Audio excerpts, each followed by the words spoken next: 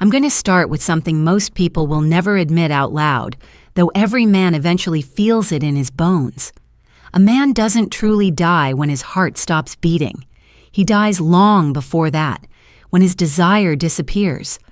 And I'm not talking about desire in the shallow sense, like chasing women or pleasures. I mean the fire in his chest, the hunger in his spirit, the pull that drives him to wake up and actually live. When that desire fades, when mornings arrive without that inner spark, when the body no longer answers the call of the mind, what you're really seeing isn't just age. It's a brutal signal that something inside has been neglected for too long. And here's the uncomfortable truth most men refuse to face. It isn't the passing of years that breaks you. It's the slow erosion caused by exhaustion, complacency, and shame. Those things strip you bare until you're left with a shadow of the man you used to be. But the good news is this: it can be reversed. In this video, I'm going to walk you through 7 hard truths, each one peeling back a layer of what's really stealing your strength and desire. And the final truth, the 7th, isn't just about bringing back vitality. It's about restoring the one thing most men don't realize they've lost along the way: their self-respect.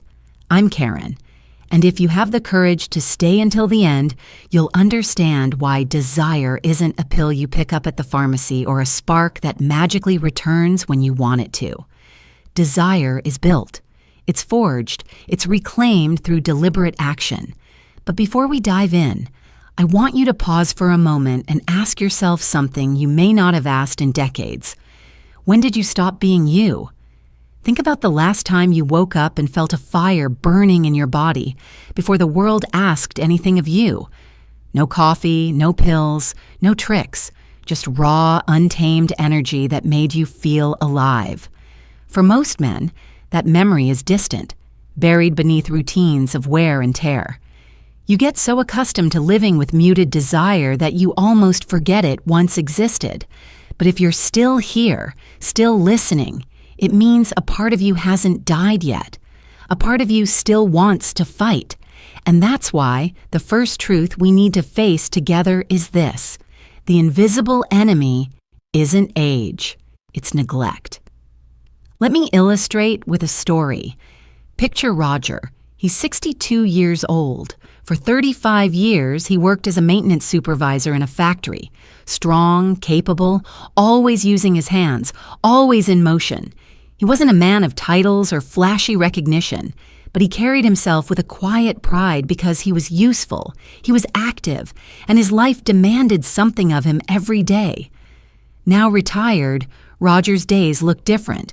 He wakes up without purpose, eats the same bland breakfast, settles in front of the TV, and moves only at the pace of his aches. The vitality that once defined him has vanished, not because his body betrayed him, but because his life stopped challenging him, stopped exciting him, stopped giving him a reason to see himself as a man worth admiring. This is what I mean when I say the enemy is invisible. It's not his joints or his years. It's the monotony, the repetition without soul, the routine without purpose.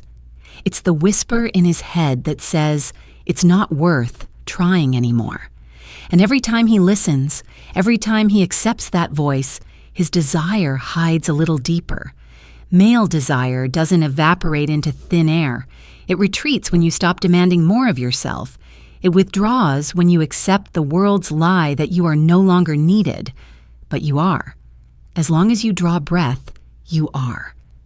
And let me be crystal clear. This isn't about tricking yourself with empty affirmations or forcing a smile when you're hollow inside.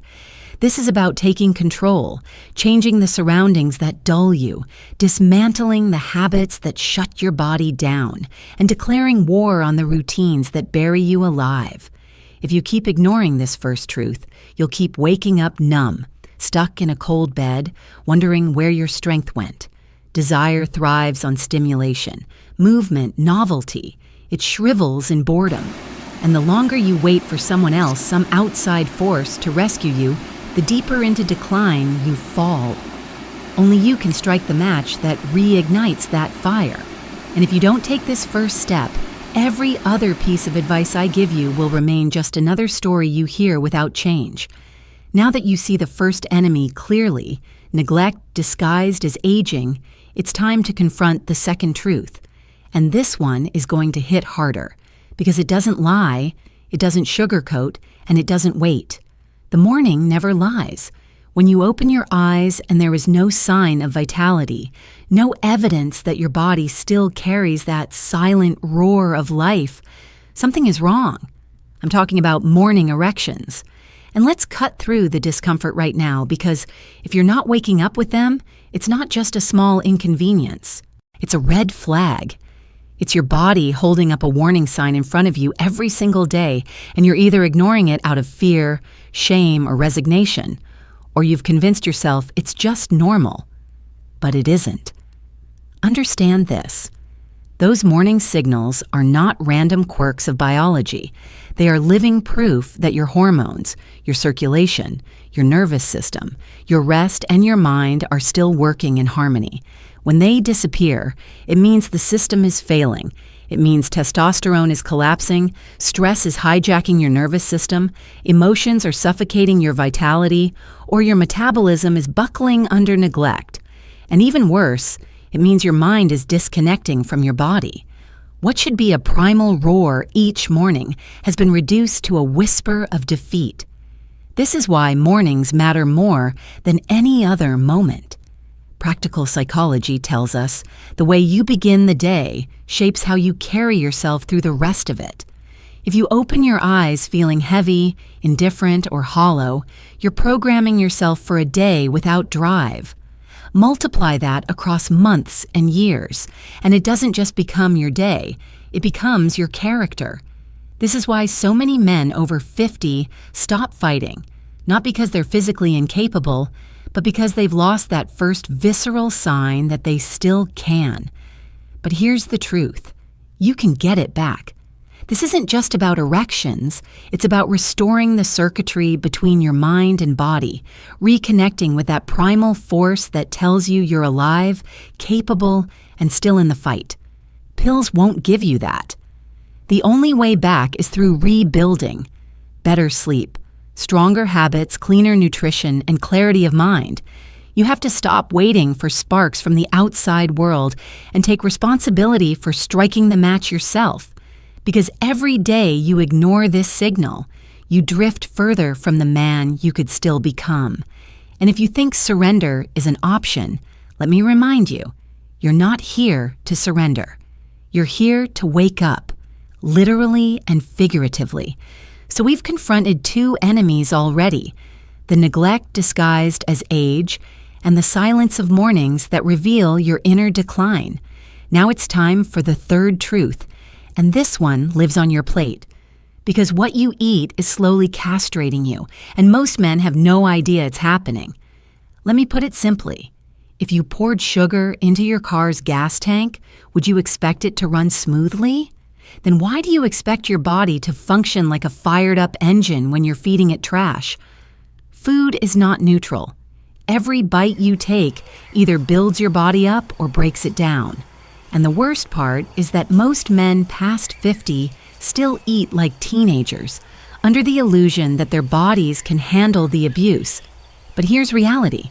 At this stage, every choice you make carries multiplied consequences. Your diet can accelerate your downfall, or it can become the cornerstone of your rebuild. Science backs this up, and so does the lived experience of thousands of men who've turned their health around. The strategy isn't complicated. Eliminate ultra-processed foods, cut back on sugars and refined carbs, and fuel yourself with real proteins and healthy fats.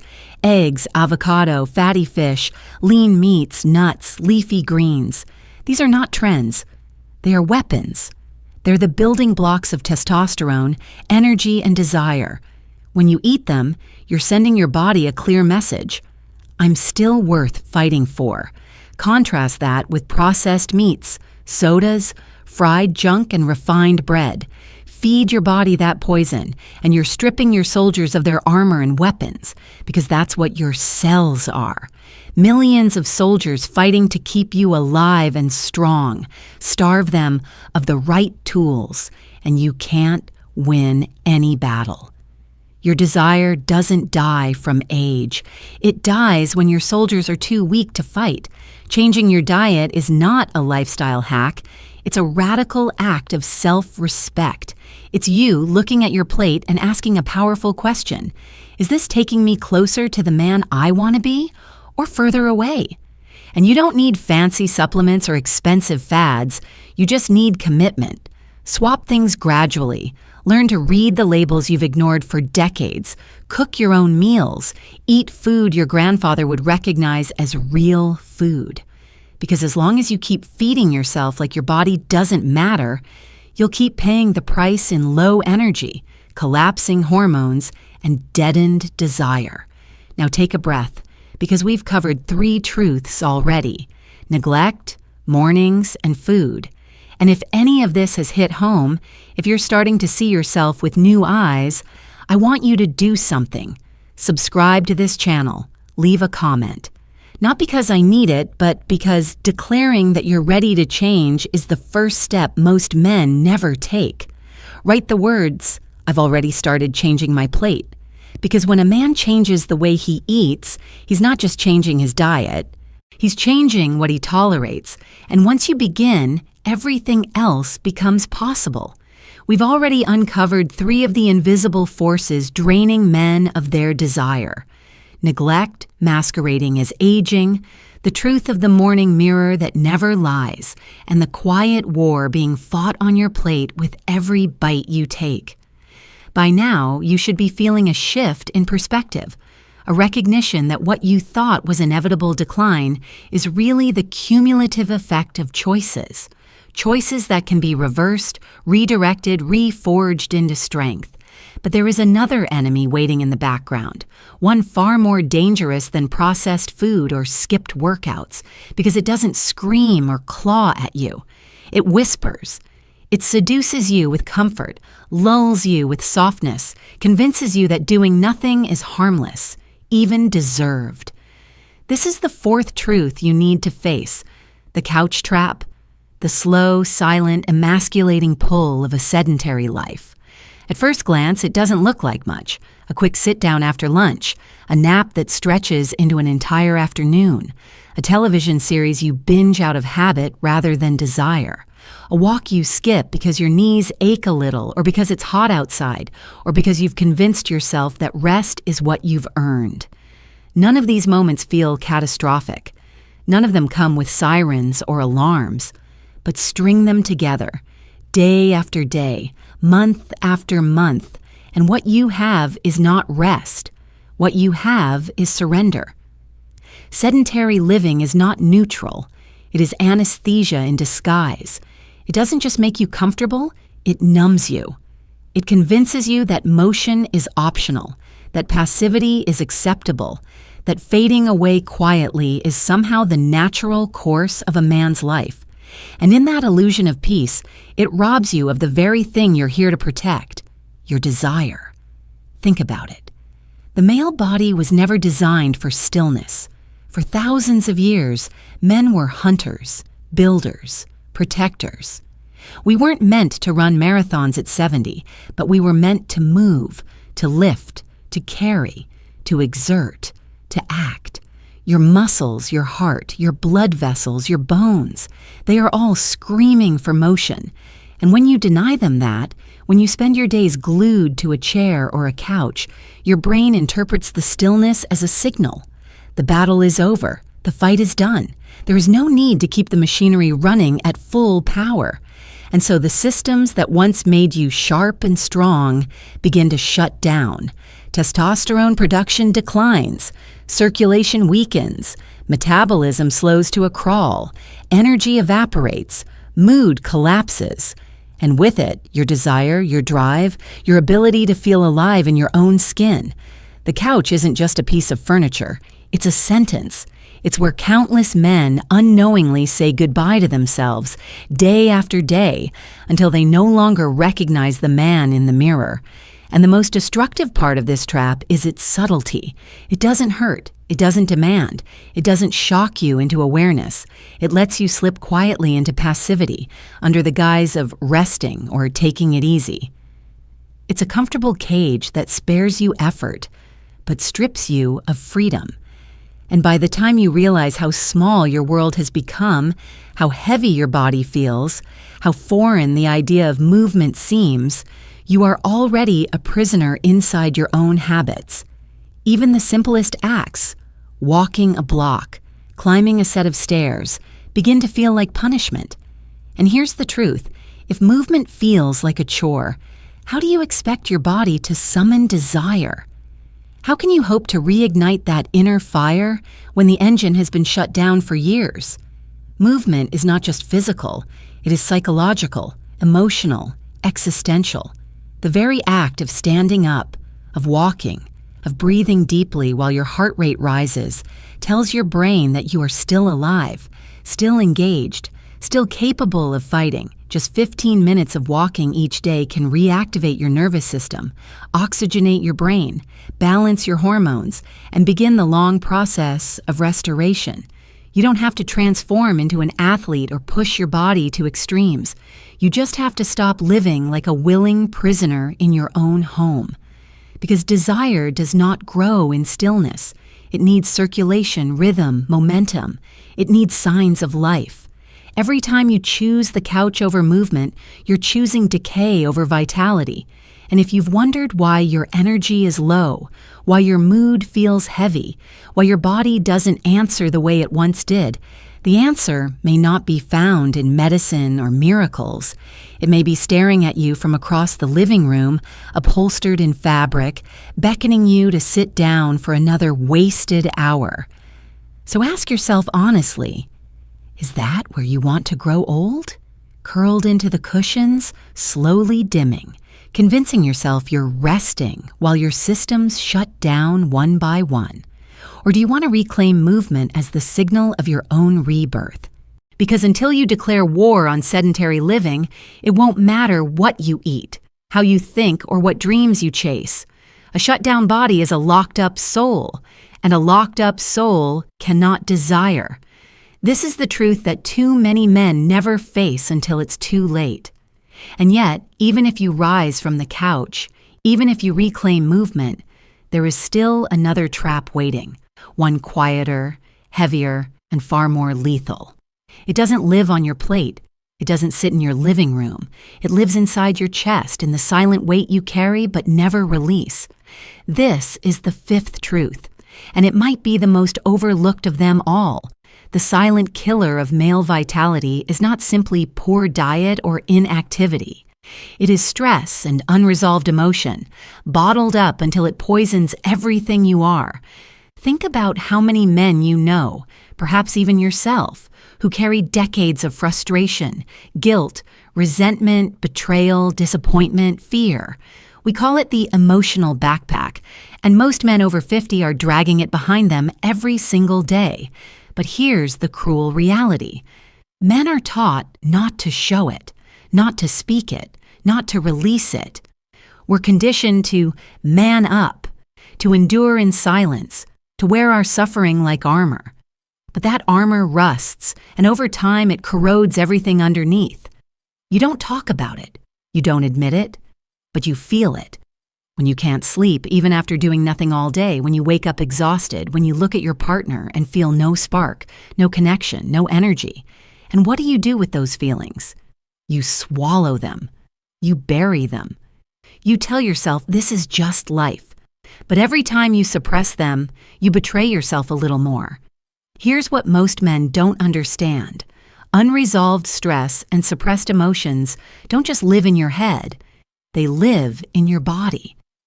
Chronic tension disrupts testosterone production. It hardens blood vessels, suffocates circulation, destabilizes your nervous system. It's like driving with the emergency brake on. You can push the accelerator as hard as you want, but you're not going anywhere. Over time, this constant stress transforms into emotional impotence, then into sexual impotence, until desire itself feels like a foreign language. Because you cannot summon hunger for life when your mind is drowning in noise. You cannot perform when your nervous system is locked in a cycle of fight or flight. You cannot connect when you are exhausted from the inside out. And here's the truth that no one wants to say. Bottling up your emotions is not strength. It is cowardice disguised as endurance. Real strength is not silence. Real strength is not pretending you are fine while you rot inside. Real strength is looking your demons in the eye, admitting the pain and releasing it before it destroys you. Because make no mistake, what you don't face will consume you. What you don't release will drag you down. And what you don't express turns into illness, mental, physical, sexual. So how do you release it? Not by numbing yourself with alcohol or distractions, not by pretending you're unshakable, but by deliberately choosing to face what you've buried. Write it down. Journal every night about what you felt, what angered you, what you're grateful for, what you still carry. Talk to someone who will not judge you, someone you can be raw with, because silence has been killing you. Take walks alone, not just for exercise, but for reflection, to hear your own thoughts without the noise of screens or obligations. Cry if you must. Shout if you must. Stop mistaking suppression for control. Control comes from clarity, from release, from letting go of the poison you were never meant to carry this long. And once you do, something incredible begins to happen. Your mind lightens, your body responds. Testosterone production revives, sleep deepens, energy flows, and slowly desire stirs again, not because you forced it, but because you made space for it, because you stopped suffocating it beneath the weight of unspoken pain. Emotional release is not weakness. It is an act of radical self-respect. It is you deciding that your peace matters more than your image. It is you daring to live with an open chest rather than a closed fist. Ask yourself honestly, how much tension are you holding right now? How many resentments have you carried like stones in your pocket? How many times have you faked being okay just to keep others comfortable while you crumbled inside? And then ask yourself, is it worth continuing like this? Because no diet, no workout, no supplement in the world will restore your desire if you remain emotionally broken. Sexual energy is born from balance, and balance is impossible when your inner world is a battlefield. The choice is yours. Free yourself or fade. We have journeyed through the hidden traps that drain a man's vitality. The lie that age is the enemy, when in truth it is neglect, the silent verdict of the morning mirror, the toxic war raging on your plate, the seductive anesthesia of the couch, and the crushing weight of unspoken emotion. By now, if you have followed closely, you already feel the stirring of recognition that what you thought was irreversible decline is in fact a choice, a path, a direction you can turn around at any moment. Yet even if you rise from the couch, cleanse your diet, confront your emotions, and move with purpose, there remains another truth that few men ever face, one that can either accelerate your rebirth or suffocate it completely. This is the sixth truth, the partner effect, the undeniable influence of the person you share your life with. We like to imagine that desire is a solitary force, something we can cultivate alone, independent of others. But the reality is that your environment, especially your closest relationship, is shaping you every single day, often in ways you do not consciously realize. If your partner has lost their own desire for life, if they are content to drift, to settle, to embrace the slow decline, then you are fighting gravity itself. You can push, you can resist, you can try to pull yourself up, but their inertia will weigh on you until your steps feel heavier, your victories smaller, your fire dimmer. A relationship is not neutral. It is either fuel or it is poison. And many men, without even noticing, have allowed their most intimate connection to become a cage of shared passivity. Think about it. If the person beside you is content with endless television, with overeating, with emotional shutdown, then every night you return to that environment, you are inhaling that atmosphere of resignation. You may try to rise above it, but sooner or later you will find yourself mirroring it. Desire is contagious, but so is apathy. And if you have spent years or decades beside someone who no longer burns with life, then you must ask yourself, have you absorbed their extinguished flame? Because until you confront this truth, you may be fighting a battle with shackles around your ankles. But here is the other side of the partner effect, the side that can reignite you beyond anything else. If your partner is alive, if they too hunger for vitality, if they move, if they push, if they encourage, then every moment together becomes oxygen. You feed each other. You challenge each other. You rise together. In this case, the relationship becomes not a cage, but a forge, a place where iron sharpens iron, where two flames intertwine until they blaze brighter than either could alone. This is why it is not enough for you to awaken alone. You must invite, inspire, or demand that your partner awakens as well. Because without that shared fire, your own will always be under siege. And so the challenge here is not to blame your partner, not to resent them, but to confront reality. If they are asleep, wake them. If they resist, lead by example until your transformation is undeniable. If they refuse, then you must decide. Will you allow another's slumber to pull you back into decay, or will you stand alone, alive, even if it means breaking the unspoken pact of shared resignation? This is not easy. This is not comfortable. But nothing about reclaiming desire ever is. The partner effect is either your greatest ally or your deepest sabotage. Recognize it, face it, and choose deliberately. And now we come to the seventh and final truth, the one that overshadows all others, the one that determines whether any of your efforts will take root or whether they will collapse before they even begin. It is not about food or movement or relationships or even stress. It is about belief. The single most destructive force in a man's life after 50 is not what he eats or how he moves. It is the story he tells himself. The moment a man says, "This is just aging. This is just who I am now. My best years are behind me," he has already surrendered. The body will follow where the mind has already gone. Belief is not abstract. It is not motivational fluff. It is biology. When you believe you are too old, your brain downshifts production of the very chemicals that make you feel alive. When you tell yourself that desire is gone forever, your nervous system recalibrates to match that expectation. You literally become what you believe. This is why some men at 60 look younger, stronger, more vibrant than men 20 years younger, because they refuse to tell themselves the story of decline. They have chosen instead the story of growth, of possibility, of hunger. And the body obeys. So let me ask you, what story have you been telling yourself? Have you been whispering, "I'm tired, I'm old, I'm done"? Have you accepted decline as destiny? Or are you willing to shatter that lie and replace it with something fierce? Because here is the raw truth. The moment you change your story, your biology begins to shift.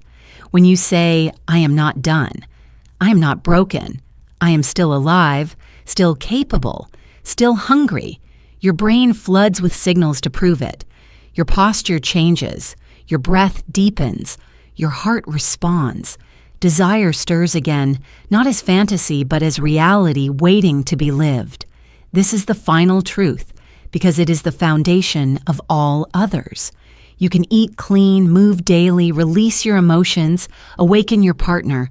But if you still believe you are finished, then everything you do will feel like a performance rather than a transformation.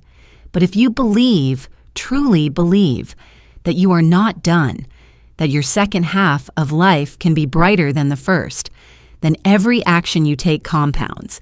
Every choice builds momentum. Every day becomes a declaration of rebirth. And so we arrive at the conclusion of this journey, not with despair, but with clarity. 7 truths, each a mirror held up to your life, each demanding that you face what you have avoided for too long. Neglect disguised as aging, the morning mirror's verdict, the war on your plate, the anesthetic couch, the poison of silence, the partner effect, the tyranny of belief. Together, they form the web that has trapped countless men in decline. But now you see the strands, and what you can see, you can cut.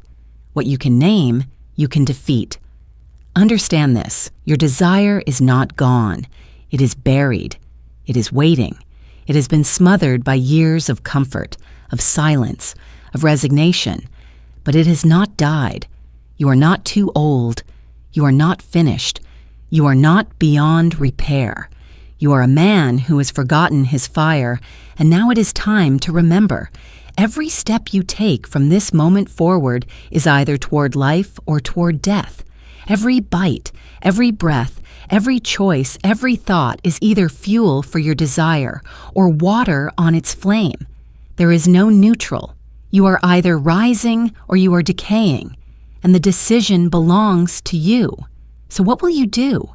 Will you return to the couch, to the plate, to the silence, to the story of decline? Or will you stand up, look yourself in the mirror, and declare, no more? Will you move even if it hurts? Will you release even if it breaks you? Will you inspire your partner even if they resist? Will you rewrite your story even if it terrifies you? Because this is the price of desire. It does not return to the passive. It does not awaken in the resigned. It answers only those who dare to fight for it. I cannot promise you comfort. I cannot promise you ease.